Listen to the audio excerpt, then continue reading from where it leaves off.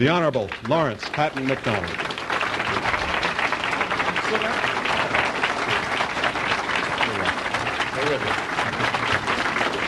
Thank you very much, Ralph, and thank you very much, ladies and gentlemen. It's a pleasure to be here tonight, and I appreciate your attendance. I know that some of you may have come with some degree of apprehension that having a Southerner speak, you may not be able to follow the accent. I come from the northern part of Georgia, so it should be all right. But it's a pleasure to be here, and I appreciate the Capital District chapters of the John Birch Society in sponsoring this opportunity to come with you tonight and to discuss a review of our heritage and what has happened to it, the individuals and forces that have been responsible for that transition, and what we as Americans can do about it, and how it can be done.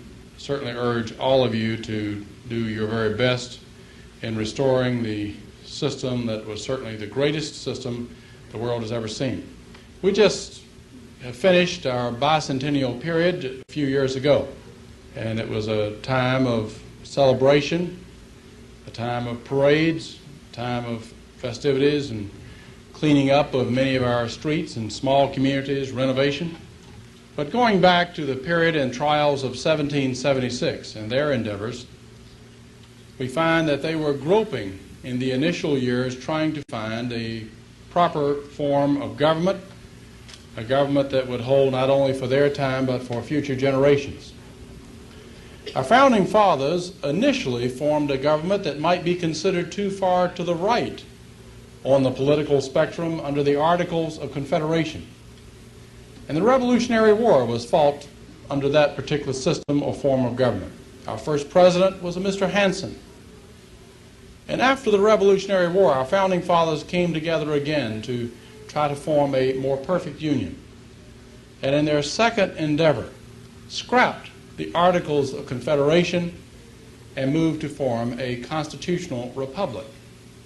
Republic is an interesting word. It comes from the Latin res publica, meaning simply the public thing, in this case referring to the law.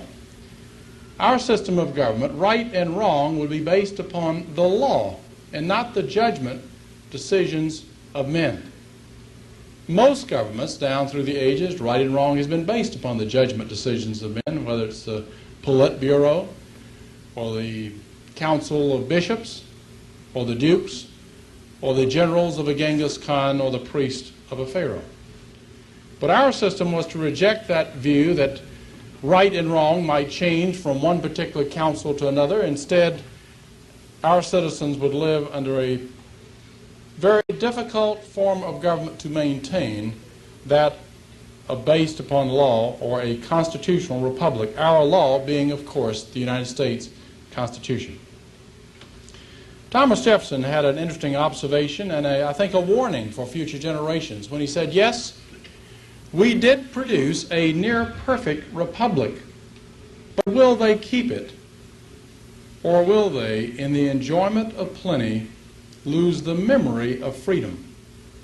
Material abundance without character is the surest way to destruction.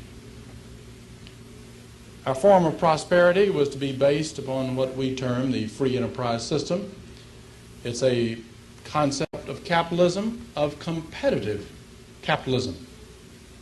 Without going into the details of economic systems, today the world is being gripped between two concepts, that of competitive capitalism and variants of monopolistic capitalism.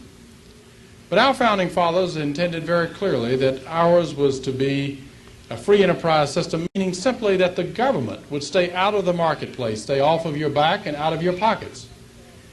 If you wanted to be a farmer, that would be your decision. If you wanted to be a farmer instead of a pharmacist, if you wanted to grow yellow corn instead of white corn, that would be your decision. But when to plant, when to harvest, where to sell, and at what price, all of these would be your decision.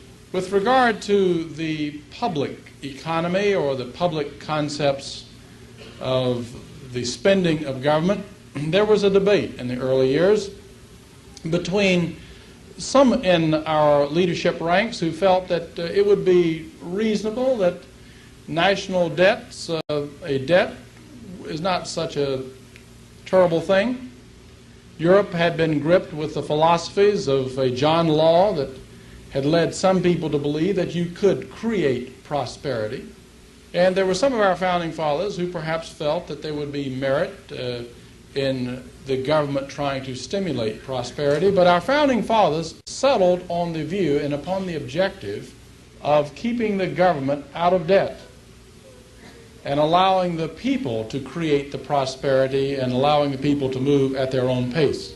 Once again, it was Thomas Jefferson who made the observation on the debate on the matter of a debt, when he said, "I place economy among the first and most important virtues, and public debt as the greatest of dangers to be feared. To preserve our independence, we must make our election between economy and liberty, or profusion and servitude. If we run into such debts, we must be taxed in our meat and our drinks, in our necessities and our comforts, in our labors and our amusements. If we can prevent the government from wasting the labors of the people under the pretense of caring for them, they must become happy." And lastly, the third pillar that our founding fathers gave us, following the first period of our creation after the Revolutionary War, was a social order based upon a Christian heritage of morality. And our founding fathers were very clear that you cannot divorce religion from government. Your government will be based upon some concept of morality. Now, we live in interesting times, and I guess hardly a week goes by on the House floor when some representative stands up and says, "But we are trying to legislate morality. You cannot legislate morality." And that is a cliche that many of us have bought. But we should admit that all laws are morality legislated. The only question, therefore, is what is the basis of the morality? What's the guideline of your morality? Today we have some people who say that the communists, for example, are immoral or amoral. Clearly that is not the case. They are extremely disciplined in their code or concept of morality. But their code or concept of morality is completely divorced from the basis of morality of Western civilization. In short, in the communist world, to just digress for a moment further, in the communist world, right and wrong, those concepts are not based upon eternal values, but rather based upon what is viewed as best for the people. And what is best for the people today may obviously change tomorrow, depending upon who controls the people, because of course the people do not take a vote. Actually, it is a dictatorship of the controlling and monopolistic force of the people. So you have in the communist system an extremely strict code of morality, and a rather easy one to understand, very difficult to follow because you never know the twists and turns. But anything that benefits the state, man's institution, is good and honest. Anything. And anything that is a hindrance to the state is bad, untruthful, and immoral. But our system was to be based upon a biblical concept of morality, or a Christian heritage, going back to the Ten Commandments in the Old Testament and the teachings of Christ in the New.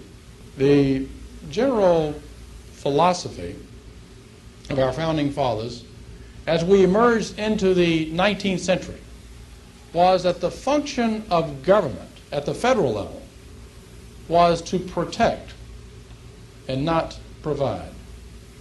To protect life and property, but not to be a provider. Because our founding fathers knew very well that once government moves into the role of becoming a provider, two things take place. I mean, just like night to day. The first thing that takes place is that you produce a conflict society. Individual citizens start viewing themselves as part of a special group of society, not as Americans all, but as a special group of society. Farmers feel like they better organize to get their subsidies in Washington. They'll demonstrate, potentially strike, whatever it takes. Teachers, and I have been to NEA meetings where they say you are separate, you're fighting the community for the community dollar and so forth, you must organize to get yours. And teachers will organize and strike or threaten to strike to get their particular benefits. Organized labor or labor in general may become involved, to view itself as a separate segment, to want special laws passed in the Congress to pick up certain problems created by monopolistic practices. Big business will organize and exert its muscles in Washington, wishing the taxpayers to pick up special subsidies to guarantee possibly trade with Iron Curtain countries where the other side may welch on the debt or so forth, have it paid through the IMF or through various international banking institutions and so forth, or have it underwritten by the taxpayers. And so our founding fathers knew that once government moves into the role of becoming a provider, you produce a conflict society. And let me say, as a physician, I've recognized that physicians become organized, start trying to work politically to get increasing federal subsidy for medical schools and medical research. And I'm sorry to say most of that medical research, in my opinion, has been counterproductive rather than actually productive, which you might easily predict. The second point that happens, of course, is that you destroy the economic stability of the society with the increasing cost of government and ultimately go into bankruptcy with a destruction of the economic system followed by an unraveling of the social order and ultimately the coming of a dictatorship amid the rioting and violence and the loss of the individual liberties, which was the whole function of the reason for the strife in setting up our government in the first place. Our founding father, Samuel Adams, correctly observed after the writing of the Constitution, and so many of our other founding fathers observed the same point, that the utopian schemes of a leveling of society, and a community of goods are in our government unconstitutional. And I think that was a very clear warning. Regardless of some of the attitudes of our contemporaries, I think we can be justifiably proud that as we came into the 20th century, the United States became the leader in virtually every field of endeavor, recognized leader throughout the world. And people by the millions were willing to give up the concept of a guaranteed security in the old world, make sacrifices to get the price of a boat ticket to come across the waters to come to the United States in order to live in a land of liberty. Liberty, not security. I have friends that say, look, the pioneer days are over and that individualism must give way to the collective need. And that the pioneer spirit that perhaps honors individual activity no longer is applicable today. And that I'm basically interested in security. We can remind our friends, if that's all they want out of life, is, of course, 3 meals a day and free medical care and free clothing and something to do and maybe air-conditioned quarters, a view out the window and so forth. They can have all of that. I don't know what you have up here, maybe Sing Sing, but we have all that at the federal pen in Atlanta, Georgia. In fact, the federal pen in Atlanta, Georgia is a maximum security prison. It's where we take some of the toughest ones. But you have absolute security. The only thing you like is your liberties. But you have security. You really do not need to make any decisions. All of them will be made for you. You'll be cared and protected for, truly back into a womb type of existence. Many people are perhaps taking the view today that patriotism is passé. But all of us can be justifiably proud that we came into this century the envy of the world, of people around the world anxious to come here so that their children and grandchildren will be able to grow up under this system. Well, what has happened to this? The beginning changes from the standpoint of the assault on the Constitution, and I detail this in my book, actually began in the mid part of the 19th century. Accelerated somewhat in the latter part of the 19th century, and continued in the early part of the 20th century. But of course, since the mid-1930s, we have been on an active toboggan slide away from the principles of greatness that we gained when our founding fathers gave us our republic and a free enterprise system with a Christian heritage after the Revolutionary War. We have found that today that more and more people are led to believe that it's a lot easier to vote themselves a living than it is to work for a living. As I speak to college and high school groups, I frequently ask the students, philosophically speaking, what is the proper function of government? And it's amazing to me that the typical or common answer from such an audience is that the proper function of government is to provide me those things that I feel that I need that I cannot provide for myself. That is a typical answer coming up out of the high schools and colleges of today. We have seen the tremendous expansion of government. Today, the government is involved in almost every area of human endeavor. With the destruction of the Constitution, the breaking of the boundaries of the Constitution, we've seen an explosive growth of government, a malignant growth of government, and with that, a price tag tied to it. And this price tag now exceeds $500 billion, over $550 billion. Of course, we can't pay for all of this.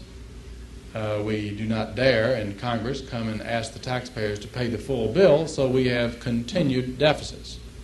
Now, I know you're hearing about the deficit this year, that we're whittling it down to 29 or so billion, that we're really bringing it down. But that does not take into account about $20 billion borrowed from the trust funds, about $12 billion or so in the off-budget items. And when you figure all these up, you're looking at a $60+ billion deficit. The servicing of the deficit and the creation of new money is by definition inflation. And this results in the rising prices, or more technically, the loss in the value of the dollar. It's not that gasoline is more valuable or that clothing is more valuable, that automobiles are more valuable. The obvious point is that the dollar is becoming less valuable. And out of this, we see continued restraints on our individual liberties. I think the best summary of what has happened was given by a man who was in full agreement with this transition. A man who was presidential advisor to Roosevelt in the 1930s, later in charge of Lend-Lease expedition to Russia in the 1940s, a rather shadowy figure, we don't know too much about him, by the name of Harry Hopkins. And Harry Hopkins reportedly first made the statement at a racetrack in Maryland, I think over the weekend. But at the press conference, well, this part we can be sure about, at the press conference that then developed in the first part of the week, some member of the press asked him, was that indeed his summation of the transition that has gripped Washington? He said, yeah, that's about it. And that summation was to tax and tax, spend and spend, elect and elect, because in the words of Harry Hopkins, the people are too damn dumb to understand. In other words, we are the elite. We know how to make the decisions for the farmers better than the farmers do. We know how to make the decisions for the manufacturers, the merchants, the hospitals, the schools, better than those individuals or the parents do. And so the game is basically more and more taxes, more and more spending, more and more subsidies, more and more dependency upon government, and then constantly re-electing those who follow that line, because if the people are not aware of what's happening and the people then subdivide themselves into special interest groups, they start voting for those who provide them the special subsidies. And so that type of individual constantly gets returned to office, and those who are working to restore the Constitution are defeated. I think that's a pretty good summation, and that's, I think, the best summation that you can find on what's happening today in Washington in the 96th Congress. Now, I admit you do not hear that from your representatives or your senators. In their newsletters and in their town hall meetings or their interviews, they stress their concern about the working man, the need to strengthen the dollar, and all of those things. But that's because, in my opinion, most members of Congress are what might be termed political transvestites. They speak like a George Wallace when they're back home, and they vote like a George McGovern when they're in Washington. And the sad part of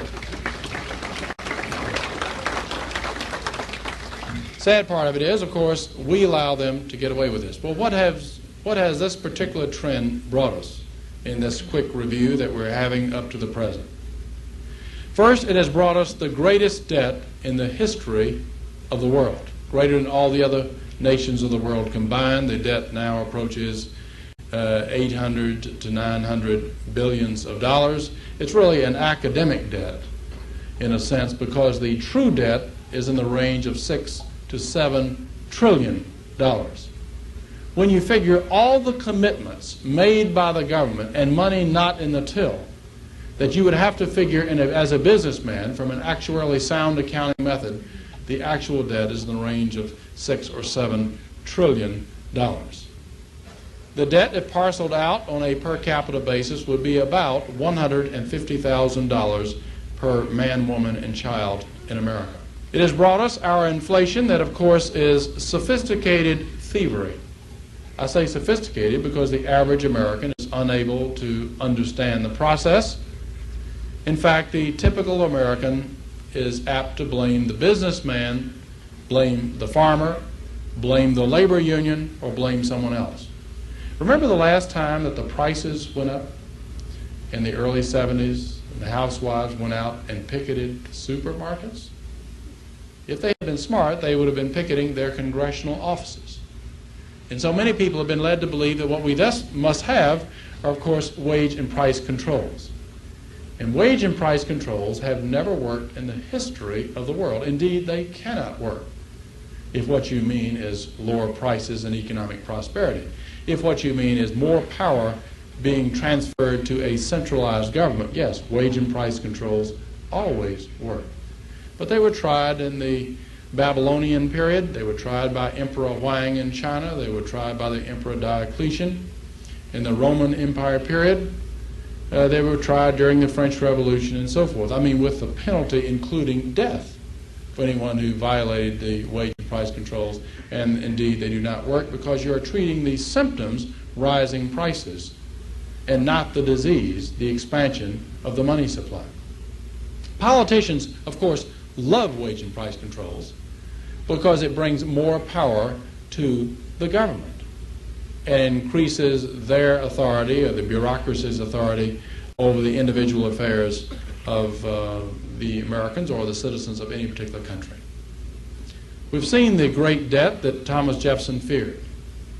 Today, your dollar buys less than 20 cents of the $1940 through this process of sophisticated thievery.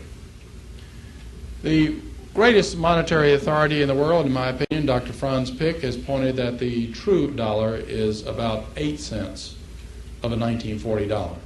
If you use everyday indices such as Pepperidge Farm rolls, because the government indices are woefully inaccurate in their focusing on the day-to-day items. If you base it on the $1933, our dollar today buys perhaps 5 cents in value of a $1933. As bad as the thievery aspect of inflation, the effect upon the public and private morality is probably worse because all the value systems of society are destroyed. Is there a single person in this room today that can tell a child it's smart to save money for a rainy day? Anyone here that can say, you go home to your children, honey, always put your money in a piggy bank because then when you break the bank in years from now, you will come out ahead? You put your money in the piggy bank and he breaks the bank in 10 years, that child will be lucky, in my opinion, very lucky, if he has 10% of the purchasing power of the money that was put into the bank. It distorts all the value systems of our society. Some social philosophers say that all crime is related to inflation. I'm not sure that I can go that far, but it makes for an interesting point. Our republic today, frankly, stands as a mere shadow of its former self. The Constitution hangs in shreds. Today, very few things that affect your lives are related to the law of the land, the Constitution of the United States, or the constitutional laws passed by Congress. Today, your day-to-day affairs are controlled by the vast bureaucracy in Washington, the FCC, the IRS, the FDA, HEW, HUD, and so forth, that hold alphabet soup. These people are not elected, and their rulings have the effect of law, even though they're not laws passed by the Congress, and the Constitution is very clear that the Congress is to be the law-making body.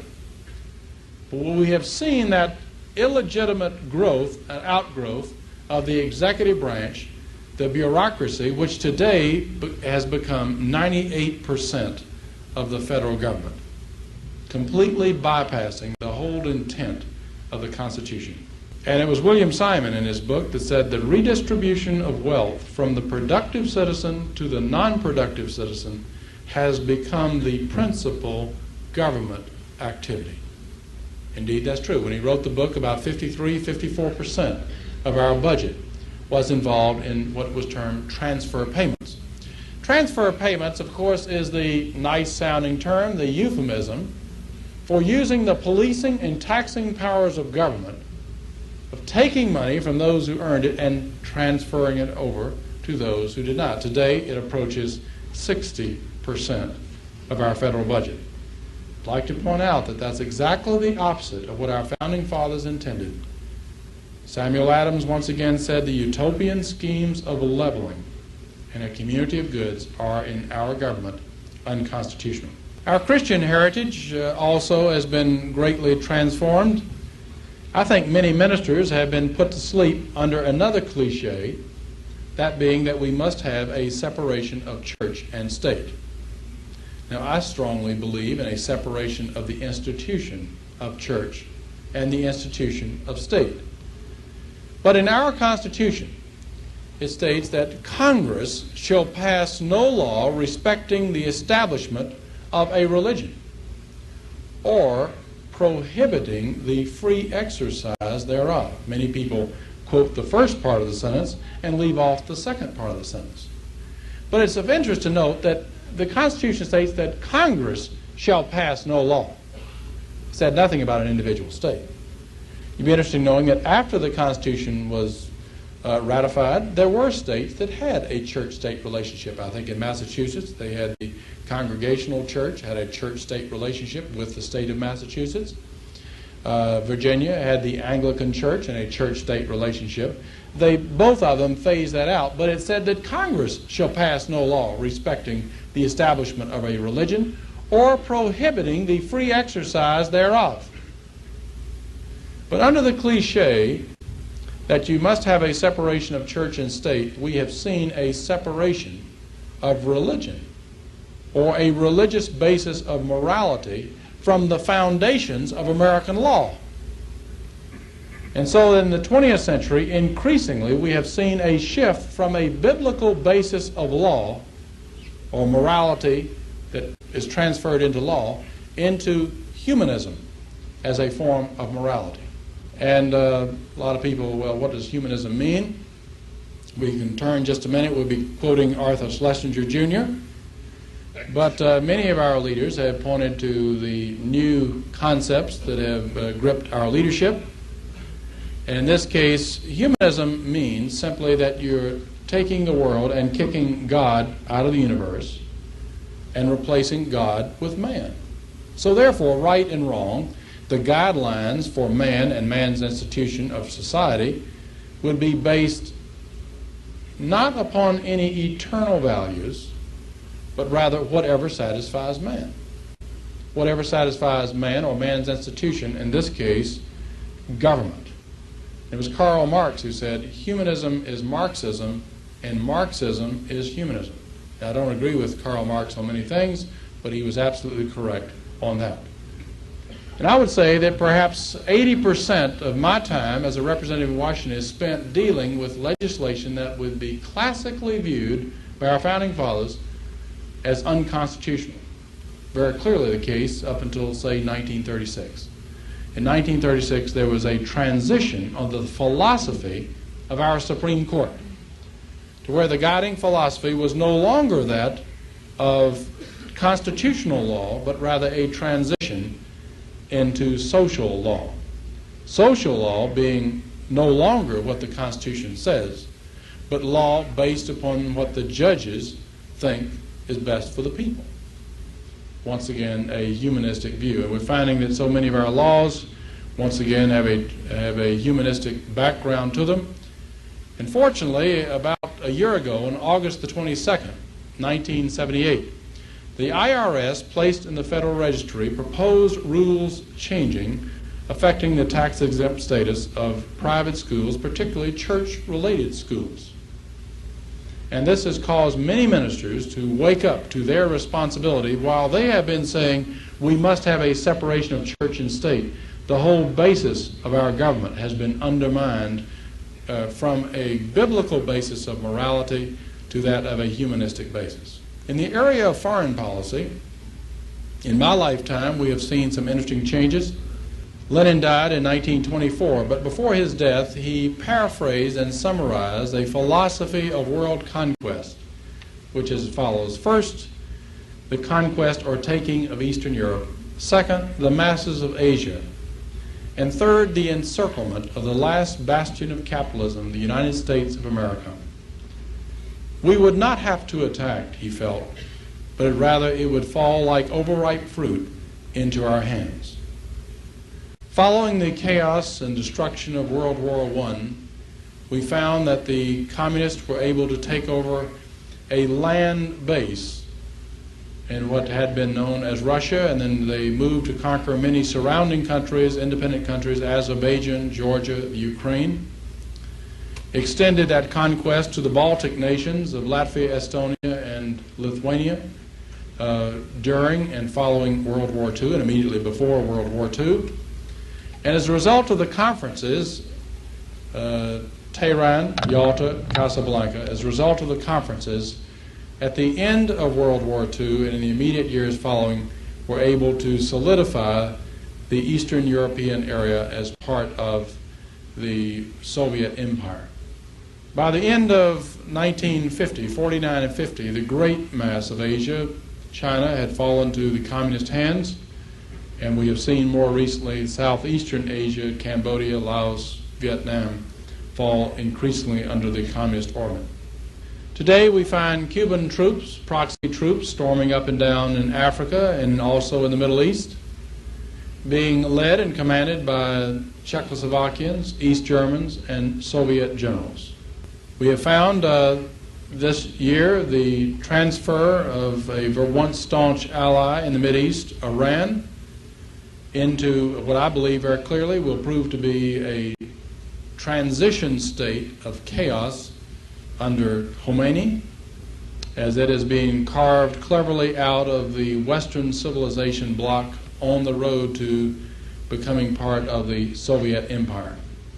In my opinion, without any question, the loss of Iran to Western civilization was the direct result of policies coming out of the West, most especially those in Washington, D.C.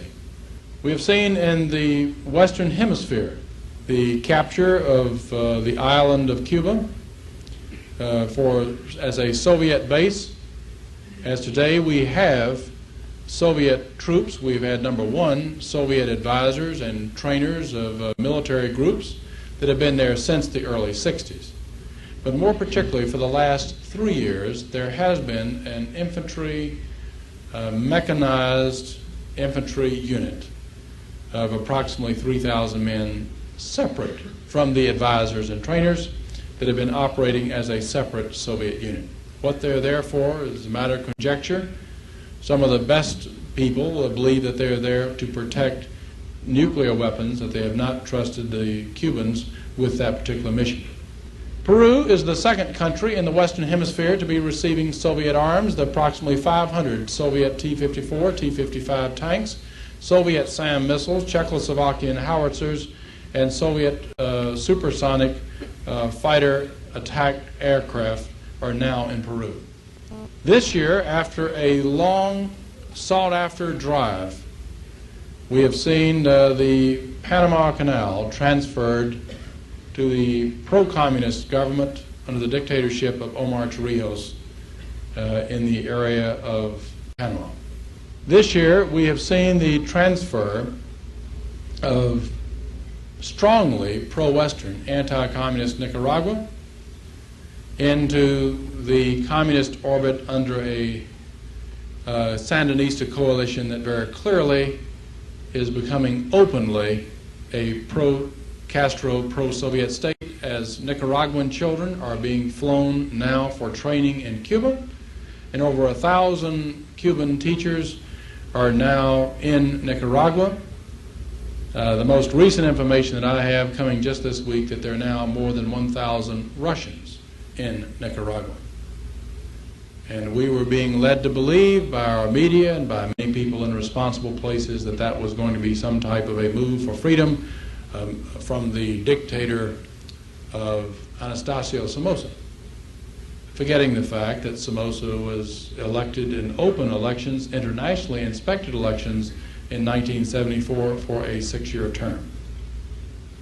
This is the transition that we have found as we see the encirclement of our country, and the response in Washington is one of half-heartedly the view that we will counter all of this, in the Western Hemisphere at least, by creating some type of a Caribbean brigade.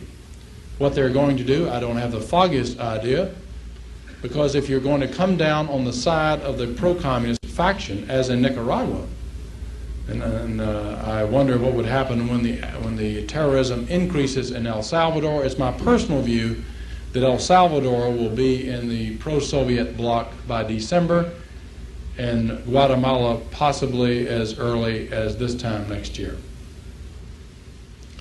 In the area of our military, we, as Americans, so many of your friends and neighbors, if you talk to them tomorrow or sometime this weekend, and ask them where do they believe that we stand from the standpoint of defense preparedness, the typical American is of the view that we still have the military superiority that we had essentially at the end of World War II.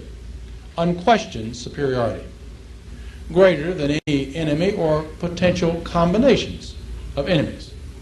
That's a very nice pipe dream, but as a member of the Armed Services Committee, I think that is completely false. In my personal assessment, we today stand number 2 in military capability. Number 2 is not necessarily so bad if you're trying harder, but in this case, the trend lines for the future are all in the wrong direction. Many of our young people are led to believe that the reason we have this particular imbalance in our economic house is because the tremendous cost of what they would term our military-industrial complex. That's of interest because those of you who are growing up or adults during World War II, you remember that we viewed with pride our ability to provide our armaments and those of our allies, and we used the term the arsenal of democracy. But sometime in the 50s, by a sort of a semantic somersault, that was turned over to military-industrial complex. You're supposed to paint it kind of gray, be suspicious of it. Certainly can't trust all those bad generals and admirals, and so forth. And in 1955, just to cover the economics of it, 55% of our budget went for defense. 10 years later, in 1965, 40% of our budget went for defense. 10 years later, in 1975, 25% of our budget went for defense. Today, when you figure all areas of federal spending, about 22% is going for national defense. Of our defense dollar, 60 cents goes to personnel and personnel-related cost. We have opted to go the route of the all-volunteer Army. Will it work? Does it work? And once again, it depends upon what your definition of work is. If what you want out of the military is some force that can show up for parades on the 4th of July, on Memorial Day, yes, I think it works. If what you want out of the military is a force that is going to be able to protect our country in the event of an armed conflict, the answer is no, it is not going to work. The Soviet Union, by comparison, you're finding that they're spending less than 25% on personnel and personnel-related costs. Soviet Union, by comparison, is now on the greatest military research, development, production, and stockpiling in the history of the world. And never in history has a totalitarian power amassed such an arsenal and failed to use it. Maybe we're approaching the millennium when the lion can rest with the lamb. I think we've reached that time today, frankly.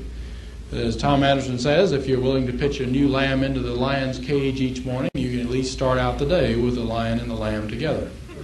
The Soviets have never wavered from their stated intention of world domination, and they feel today that they're in the final stages of that objective, in the belief that we are too fascinated with enjoying the good life to make the sacrifices to protect our system. In the area of strategic weaponry, we have moved into a posture, in my opinion, of inferiority.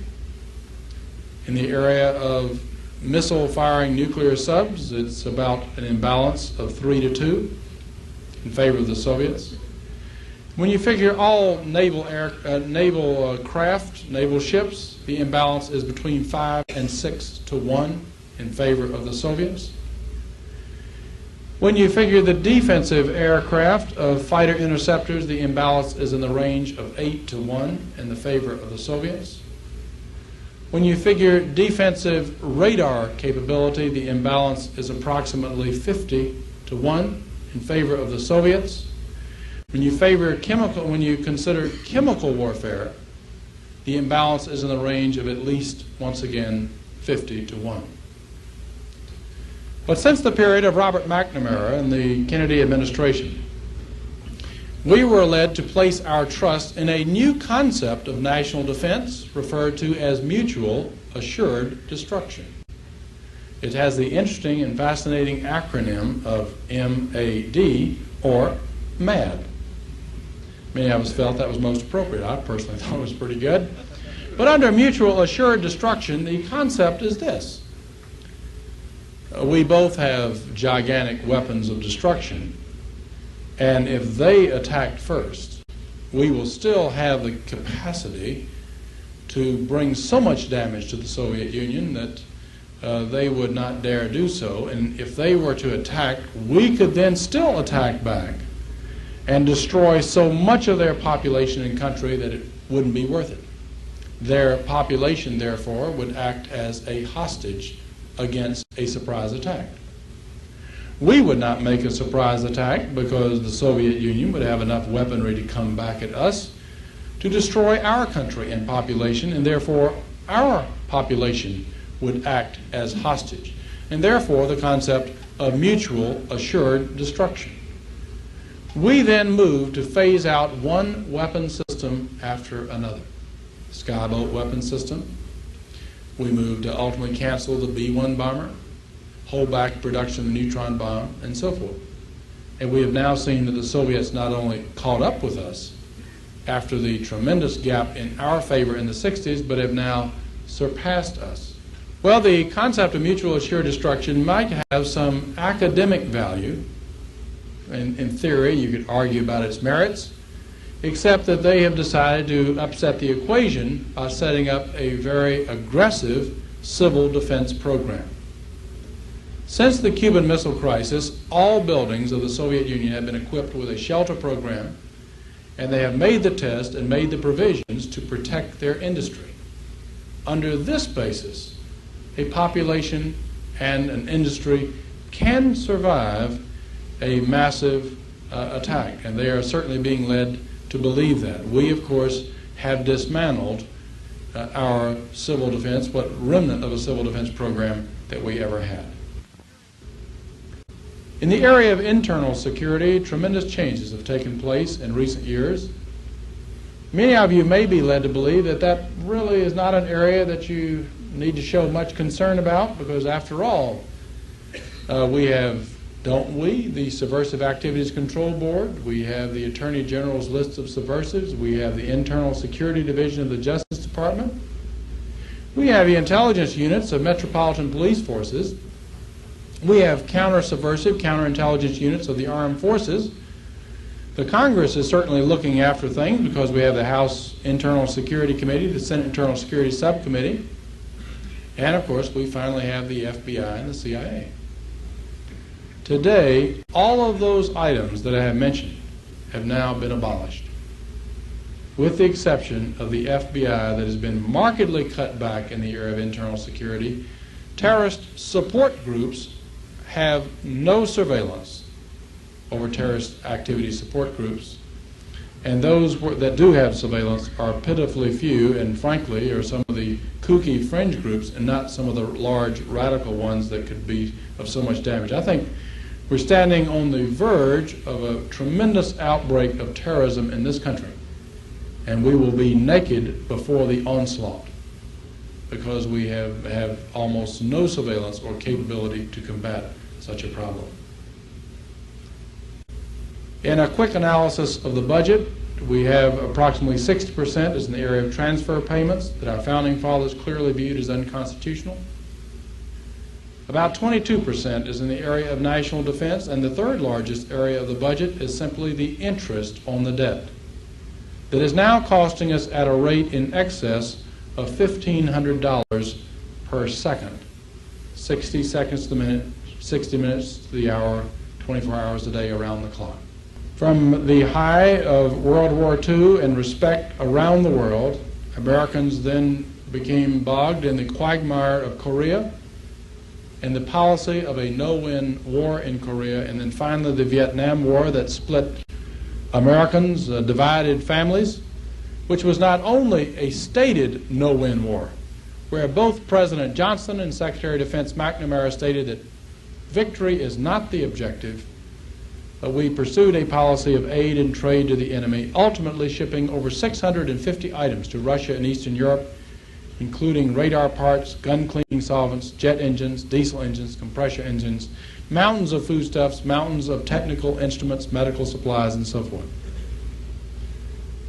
We in our lifetimes have witnessed a steady retreat from greatness, and a government that today the principal function is no longer to protect, but instead to be a government that is to provide. How can this be? How could this transition have taken place? From a nation of unparalleled greatness, of pride at the beginning of this century, to a nation of overwhelming power at the end of the last global war, to today a nation that is believing that we can place our trust in paper treaties, in the hope that we can place our trust in paper treaties. In my opinion, there are probably three groups of typical Americans that must share a large part of the blame.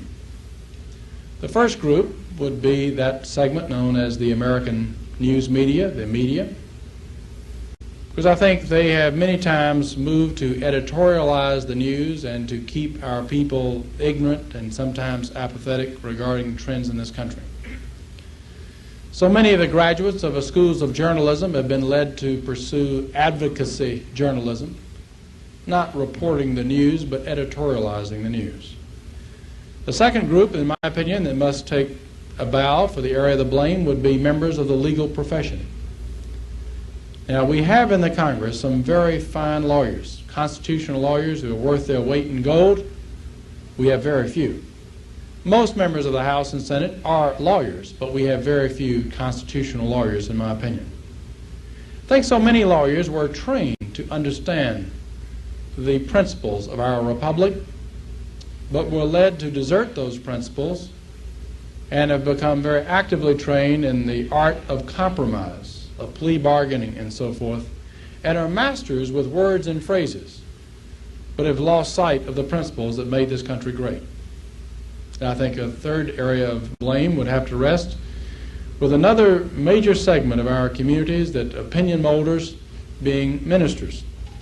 So many of our ministers, I think, particularly those in the National Council of Churches, have allowed themselves to follow a social gospel, moving away from their role as traditional salvational gospel.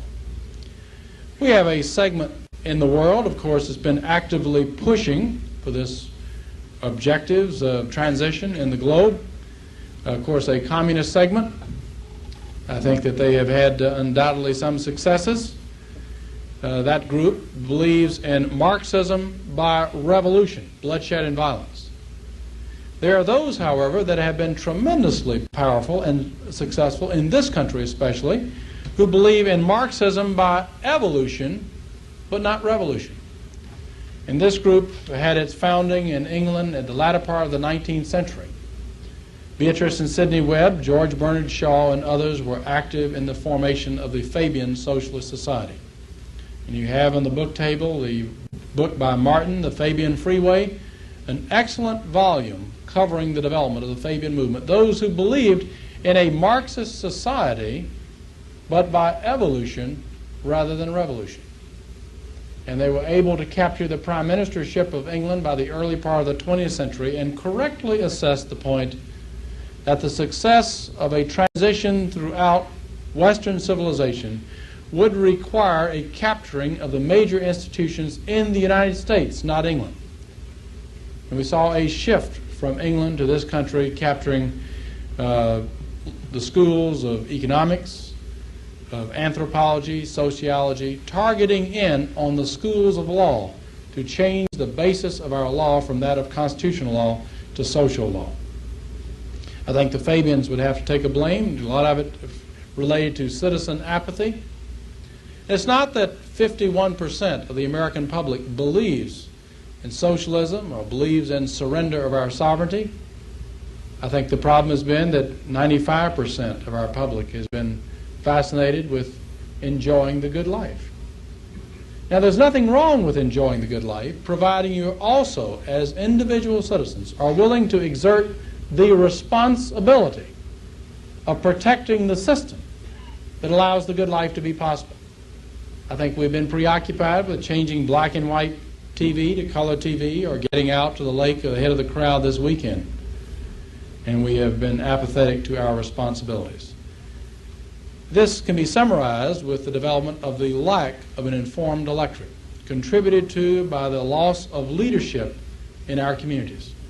And into this void being filled so often by an advocacy journalism. In short, our people lack knowledge, lack understanding.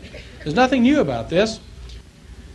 We can turn to the Old Testament and the book of Isaiah in the chapter 5, in the 13th verse.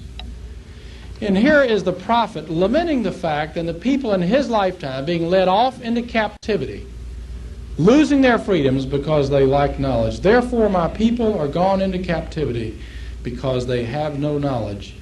And their honorable men are famished, and their multitude dried up with thirst. We can turn back to the 4th chapter of Hosea. Prophet Hosea, here's that prophet lamenting the fact his people of losing their freedoms, being led off into captivity, losing their liberties because they lack knowledge. The 4th chapter, 6th verse. My people are destroyed for lack of knowledge. Because thou hast rejected knowledge, I will also reject thee. Thou shalt be no priest to me, seeing thou hast forgotten the law of thy God.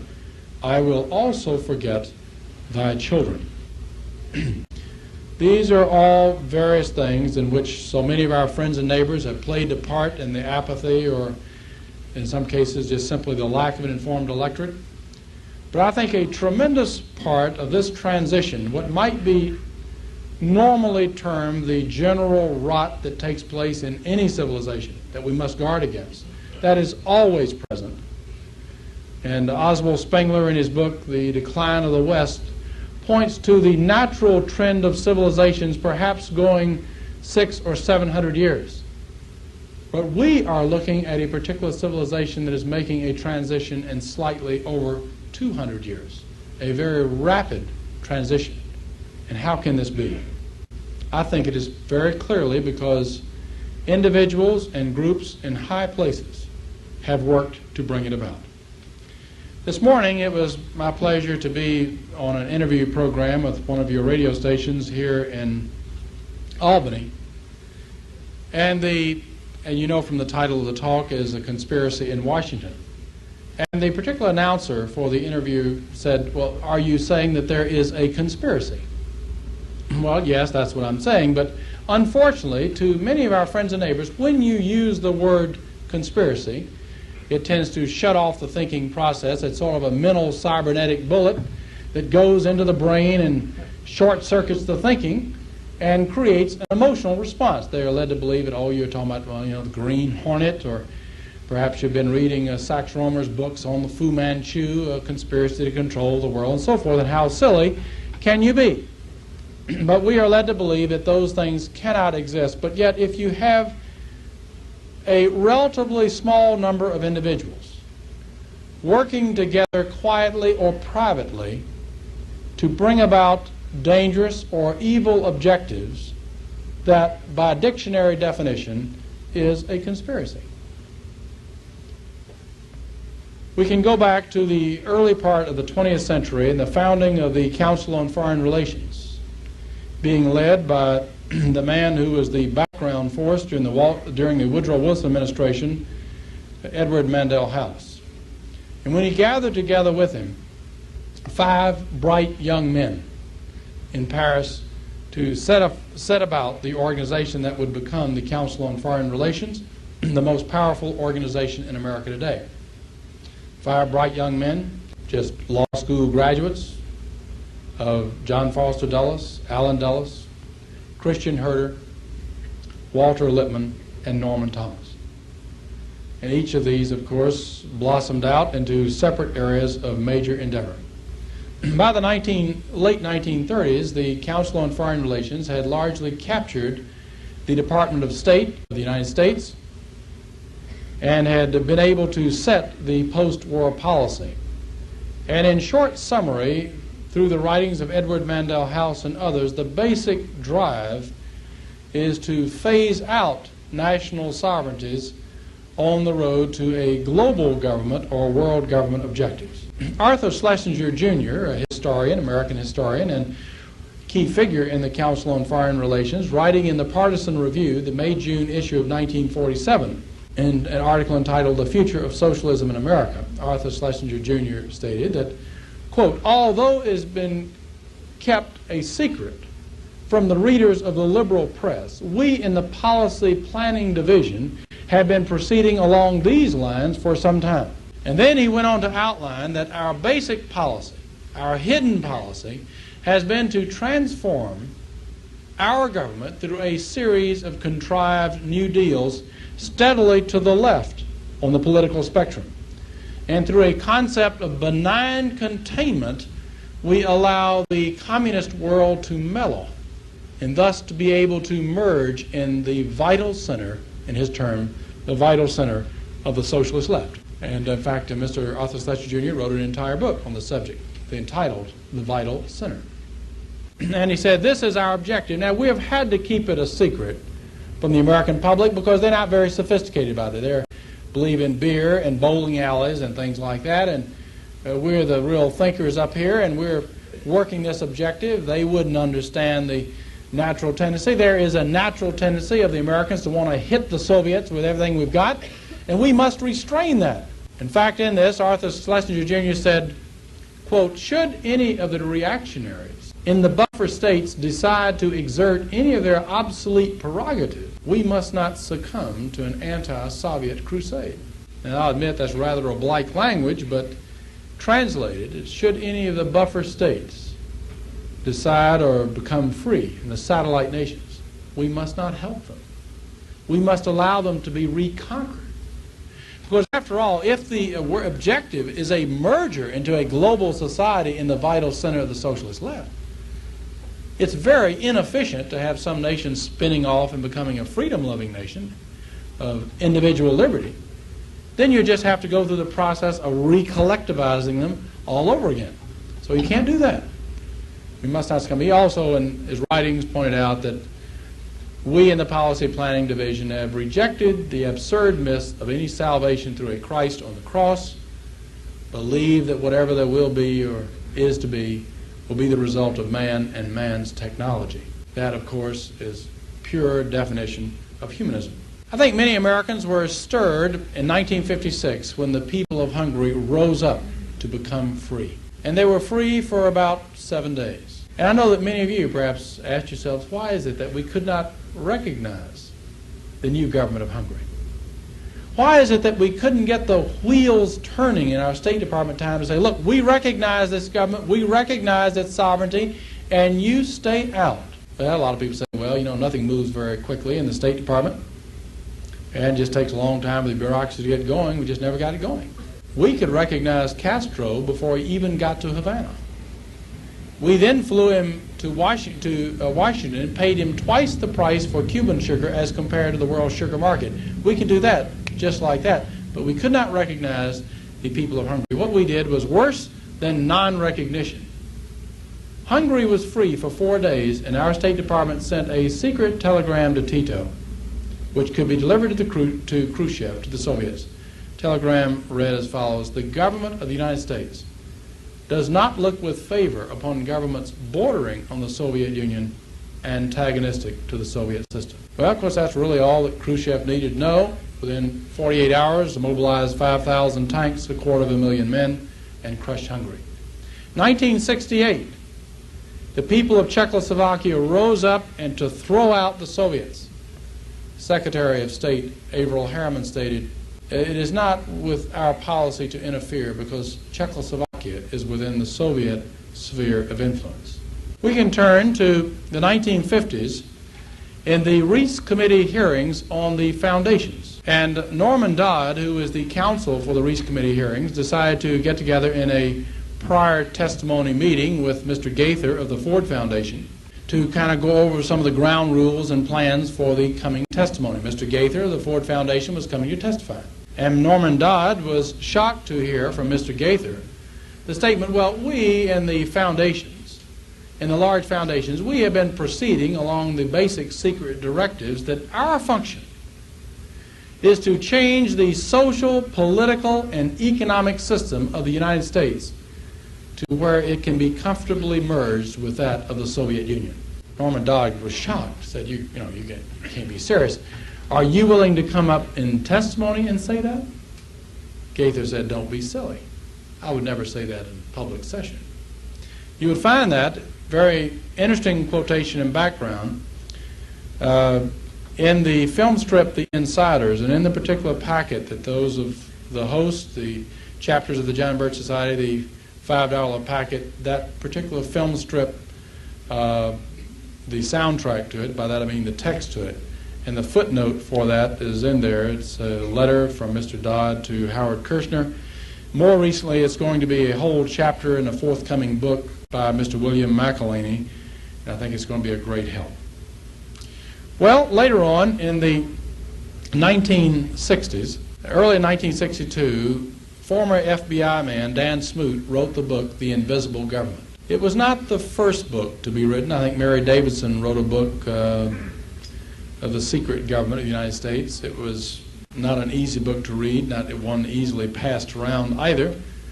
But Dan Smoot, I think, did a great service when he wrote the book The Invisible Government that gave a lot of background of the planning and the objectives of those in high places of our society.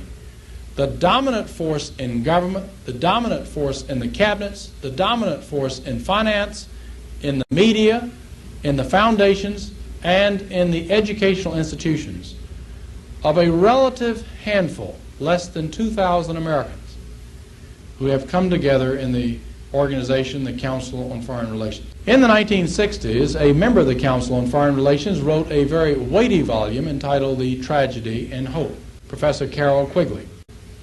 Professor Quigley, I believe of Georgetown University, professor of history, he said, yes, that's the way it's going on. And I was allowed for 2 years to be able to examine the secret papers and plans, and the thing I object to is that we're keeping it a big secret. That's the tragedy. But I believe that, frankly, the thing is such a beautiful plan and so far down the line that even if the American people wanted to object to it, there's really nothing that they could do. And the hope is that we'll be able to go ahead and bringing about the final fruition of a basically worldwide control society, the tragedy and hope. Then in 1973, David Rockefeller, who is now chairman of the Council on Foreign Relations and one of the leading figures of the Council on Foreign Relations, indeed the Rockefeller Foundation has been made one of the financial bulwarks of the Council on Foreign Relations. He's also chairman, of course, of Chase Manhattan Bank. The Council on Foreign Relations was formed in 1921, but then David Rockefeller took an elite group out of the Council on Foreign Relations and formed a group called the Trilateral Commission. That was founded in 1973.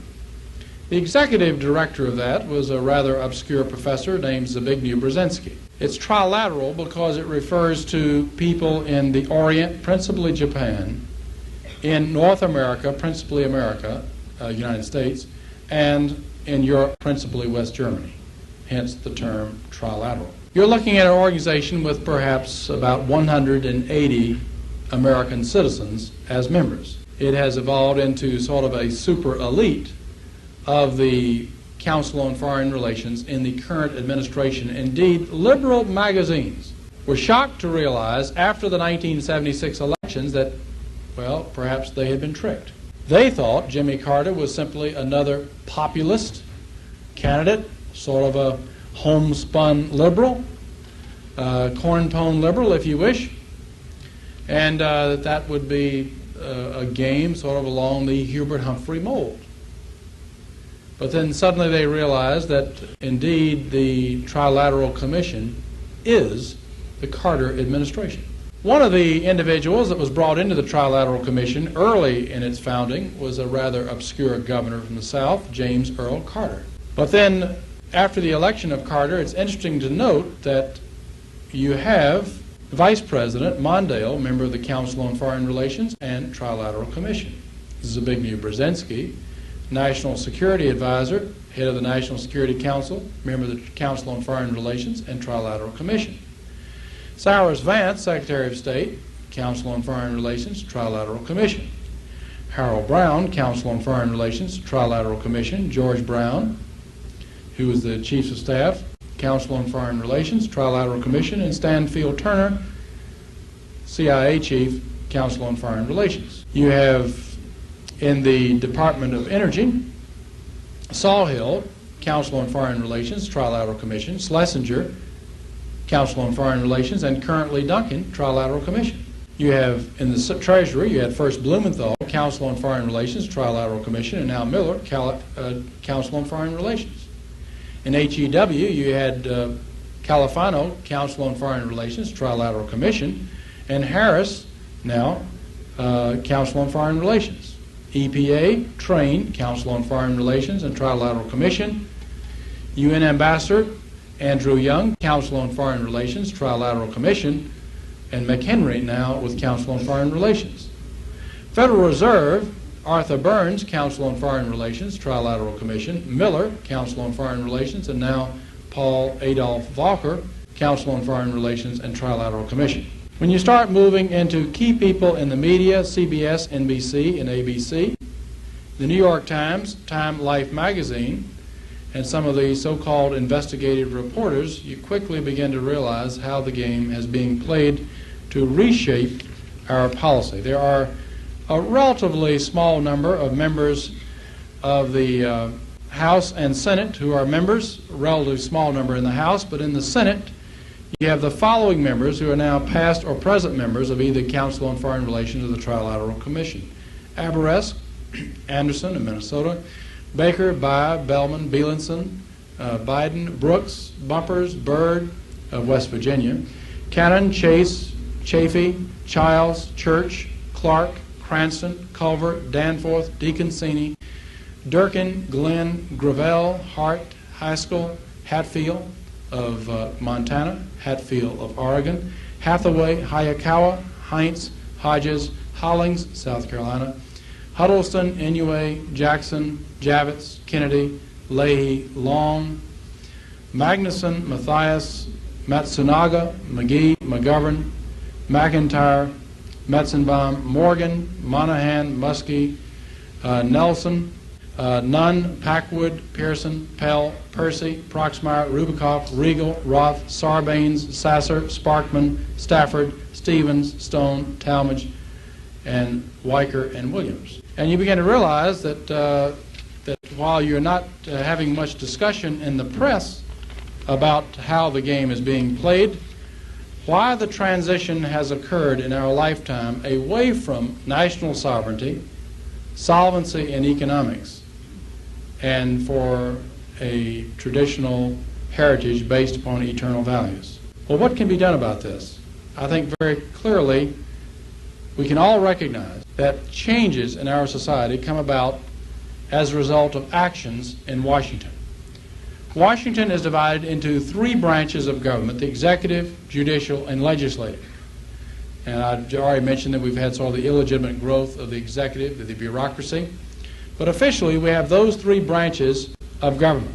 In my opinion, no amount of sacrifice or loss of treasure by any individual in this room is going to be able to reverse the stranglehold at the top levels of both parties.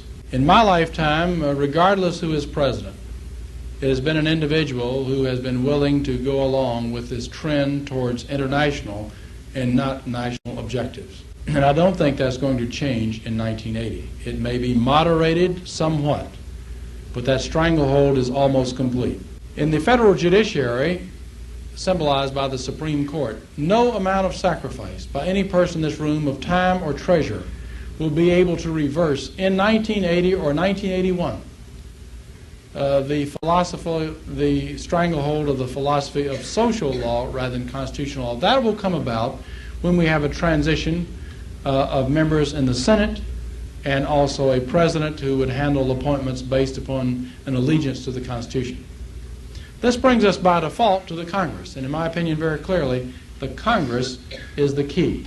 That's where concerned and knowledgeable Americans should be active, in the House of Representatives particularly, and in the Senate. Now, I know that we all have friends and neighbors who in 1980 will be fascinated with the presidential elections.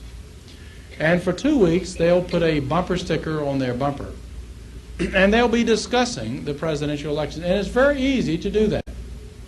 After all, anybody can put a bumper sticker on for 2 weeks. Anybody can wear a button for a few days. That really requires no effort and very little sense of responsibility. The very difficult and hard work are those individuals who are working in our communities to build an informed electorate, to be able to preset the political machinery dials, to elect sound constitutionalists to the House and to the Senate.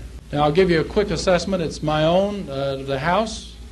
I can't give you one quite as precise to the Senate, but in the House, you have 435 members in the House. I think they're divided into three groups. Two of the groups are philosophical groups. They're philosophically disciplined groups. One of the groups is not philosophically disciplined. I would say, in my opinion, between 100 and 110 are philosophically committed to the goals of totalitarian socialism. Now, some of them believe in getting there by revolution and violence, and some by evolution, by the Fabian route. But the objective would be the same: a revolution and violence, or by evolution.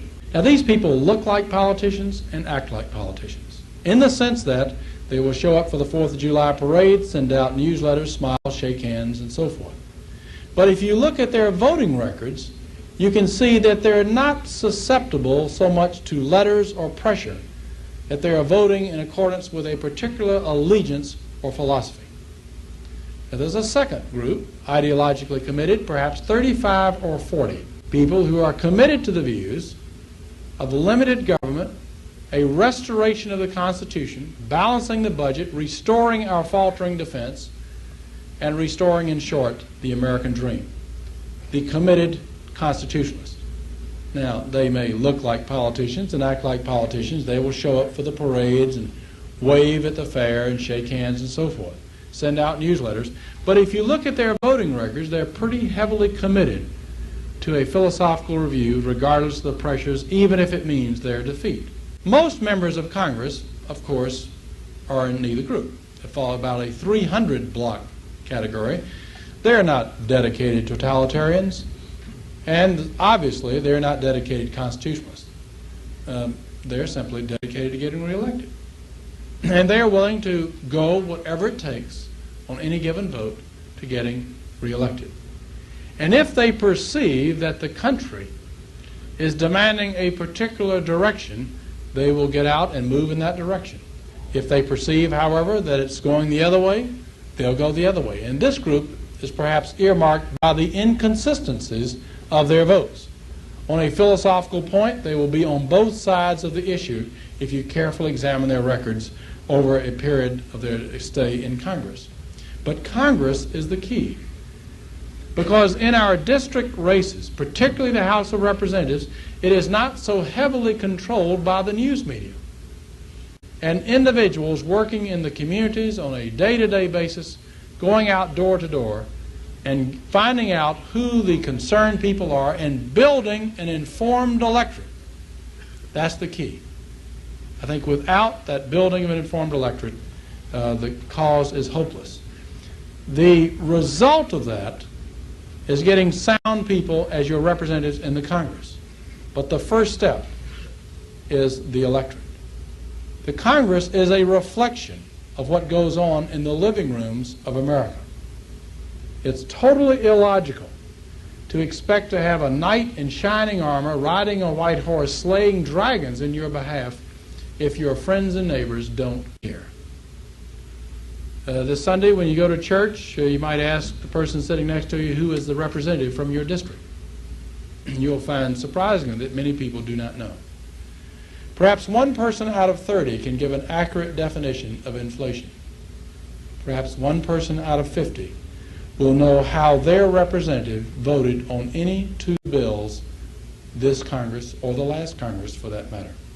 As long as this type of lack of understanding exists, we will continue to get more government, more spending, more controls, and a national retreat from greatness. The choice is frankly ours. How can this be done? Well, now, obviously, organization is the key. Now, there are a number of different organizations that are active in this endeavor. There are basically two categories. One of them would be viewed as essentially paper organizations, principally with headquarters in Washington or some other area. Conservative Caucus, the American Conservative Union, Young Americans for Freedom, American Security Council are some of the leading groups of such organizations. I'm on the advisory board of all the organizations that I had mentioned. I'm on the select advisory board of Conservative Caucus in addition to the Congressional Advisory Board, and also a member of the, as the introduction told you, of the Secretary of Defense of the Shadow Cabinet. The American Conservative Union is my honor to serve as a congressional advisor, same with Young Americans for Freedom, same with American Security Council.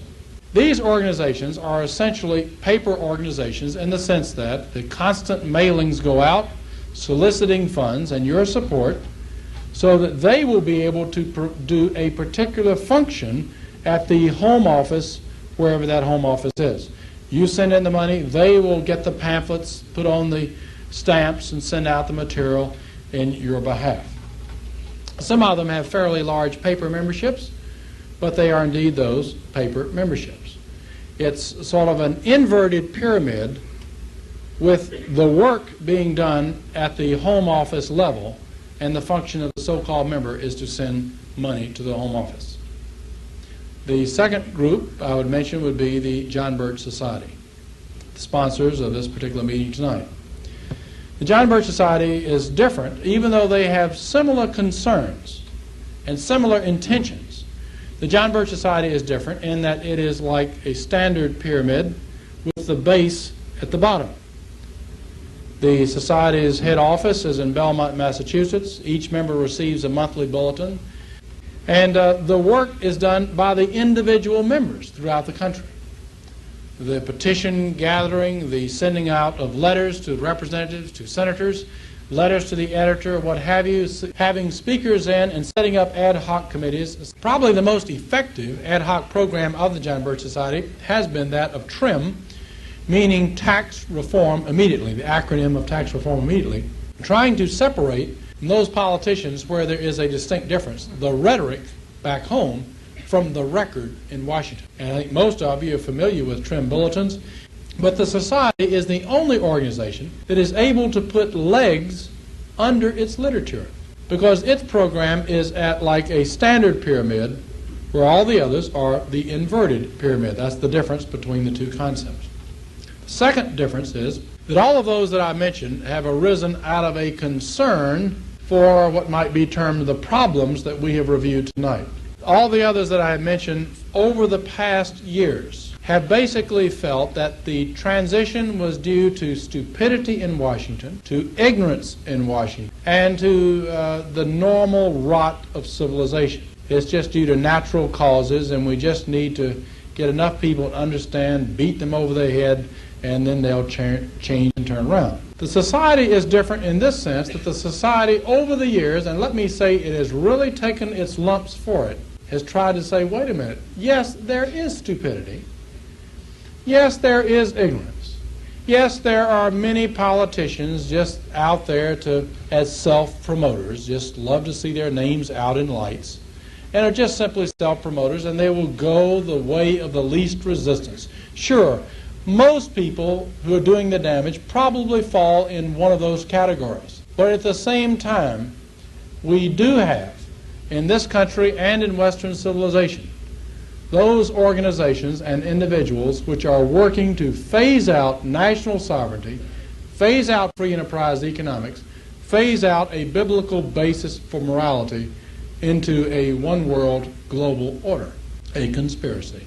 This, frankly, has been ridiculed, and I think some of you may have recently seen William Buckley's article in defense of the Council on Foreign Relations. As a member of the Council on Foreign Relations, I would think that he would want to write a defense. But very similar to his defense of Henry Kissinger, very similar to his defense of the turnover of the Panama Canal, and so forth. The Society has been ridiculed for the belief that there are those in high places. Are they communists? No. In most cases, never been communists, would never be communists. But people who view themselves as an elite, and in many instances have provided the financial wherewithal to internal communist revolutionary fires in this country, either through the foundations or working to get them through government grants or through direct donations themselves, and to create the political shift towards phasing out national sovereignty. Now, I must say that that difference between the John Birch Society and the other organizations is now phasing out. Because frankly, I think the battle is over. I think we've won the case. I think today even liberals, not the conservatives, but even liberals, the Harper's Magazine, Atlantic Monthly, Washington Post, Los Angeles Times, and others are grudgingly coming around to realize, wait a minute, the game is being played by radically different rules than what we had assumed. We had assumed that there are those in the white hats and those in the black hats, the bad guys and the good guys. But it appears that there's more than that there is an international elite that is willing to betray the principles of their own country on the road to a global order. And that's the difference. And as I say, that is being phased out. When I went to Congress 5 years ago, I sat in on meetings. I think they knew I was in the Society, but they sort of ridiculed that, the view that, well, you know, the Carroll Quigley book, The Tragedy and Hope, ho, ho, ho. But you don't find anybody ridiculing it today, because the overwhelming coincidence of an organization with perhaps 180 members of United States citizens formed in 1973, and the overwhelming incidence in key places of control of society today, and the same with the Council on Foreign Relations. But the major drive that we have is the building of an informed electorate and understanding sound principles of economics, sound principles of government as our founding fathers intended within a constitutional republic, and the basis of our social order. This has been the function and activity of the John Birch Society since its founding. Society, as you've already heard, was founded when Mr. Robert Welch gave a 2-day speech in Indianapolis. The speech has since been reprinted, is known as the Blue Book of the John Birch Society. In the Blue Book, he outlined a series of predictions, after first reviewing where we have been, of where we are going. And to date, every item on that prediction sheet has come out to be the case. And I defy anyone in this room to find anyone in America at any time in our history that has gave such a list of predictions that has since proven to be completely accurate in terms of what the future and the immediate future will bring. Society now has divided into chapters, usually numbering from 10 to 20 individuals per chapter, made up of men and women, young and old, black and white, Jew, Protestant, Catholic, people of various religious backgrounds, coming together to first gain a better understanding through their own reading, as well as by having the Speakers Bureau, American Opinion Speakers Bureau, by ad hoc committees. In short, it is very clearly the most effective organization today for those who are concerned about the direction of our country. For those of you who are not members of the John Birch Society, let me ask you this. What are you doing about it? What are you doing about the problems or the trends of our society? You must be somewhat concerned, or you would not be here tonight. Of course, it's always possible that some neighbor or some member of your family drugged you here against your will. Let me ask you, what are you doing about it effective? Now, I know you may say, well, I speak out against it, but if simply speaking out against it is not going to be able to make a change. Organization, not numbers, is the key. Our adversary understood that many years ago. Will you wait until your child comes back from college, a confirmed Marxist, to decide where you better do something? Will you wait until your savings are totally destroyed by government-caused inflation before you decide that you better get involved?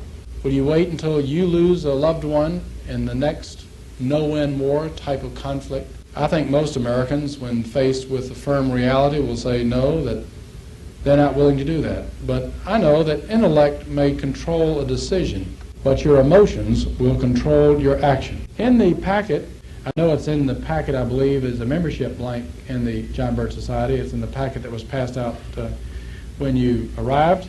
And in that, you'll notice that there's a paragraph that protects you that automatically being reinstated as a member.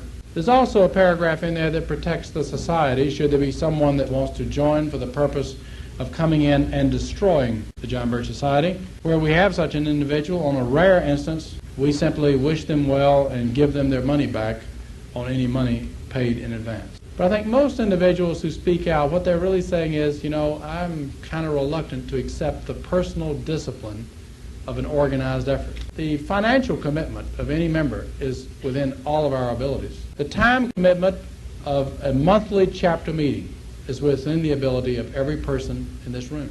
The commitment to try to finish or read at least one book every month, because we're not going to be able to influence our friends and neighbors just speaking out on emotion without facts to back them up. And also to work in our communities to bring in other good people.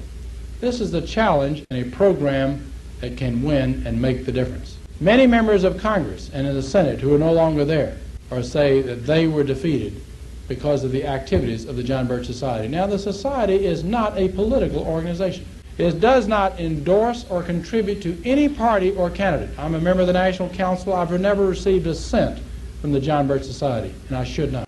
But it is an influence education organization, and you will find that the individual members of the John Birch Society are the most active people politically to elect those individuals standing for less government, standing for a return of constitutional principles and the principles that made this country great. And you'll also find that those members are the most active individuals in your community, working on an organized basis as individuals, not as a society, working to defeat those who have brought about the problems that we face. To those of you who are already members of the Society, let me give you my heartfelt thanks. I know the grind is tough. I know in past years that many people have sort of sneered, maybe raised an eyebrow and said, oh, you're not one of those super patriots, are you? And sometimes that's kind of tough to answer. If you're in a room with a crowd of people, it's sort of an embarrassing thing to have thrown at you. I know that month after month dedication, when everybody else is sort of out playing around, is a real grind. But I think we have now come to the point where so many of those who are aware of what's happening and say, you know, the John Birch Society was right all along. And so many people who felt that, well, that sure is a strange attitude 5, 10, 15 years ago, now saying, that's right. And we should remember, as the United States Army Infantry Journal pointed out in 1939 in an article, I quote the following: "Resolute action by a few determined men is often decisive. Time and again, numbers have been overcome by courage and resolution. Sudden changes in a situation, so startling as to appear miraculous, have frequently been brought about by the action of small parties. There's a reason for this. The trials of battle are severe. Troops are strained to the breaking point. At the crisis, any small incident may prove enough to turn the tide one way or the other. The enemy has invariably difficulties of which we are ignorant. To us, his position may appear favorable, while to him it may seem desperate. Only an extra effort on our part may appear decisive." Well, this is the challenge that we all face, and it's not too much unlike the challenge that we had in 1776 at our founding.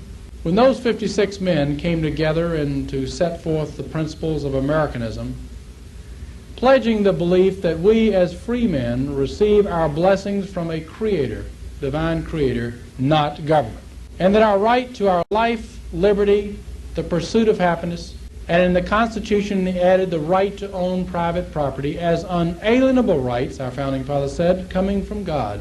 This was the meaning of our new system. And in this system, the function of our government would be to protect our God-given rights. Those 56 men signed, pledging their lives, their fortunes, and sacred honor against incredible obstacles. They all kept their word and kept their pledge. And we tonight live in a land of liberty because of the sacrifices not of ourselves, but of those who've come before us. Ladies and gentlemen,